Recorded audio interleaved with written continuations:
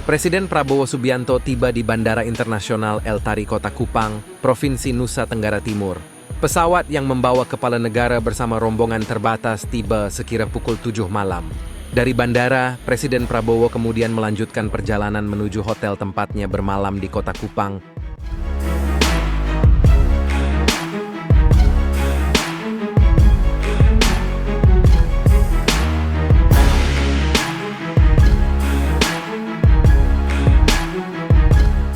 Sepanjang perjalanan Prabowo disambut oleh masyarakat yang sudah menunggu kedatangan Prabowo, meskipun hujan masyarakat tetap setia menunggu.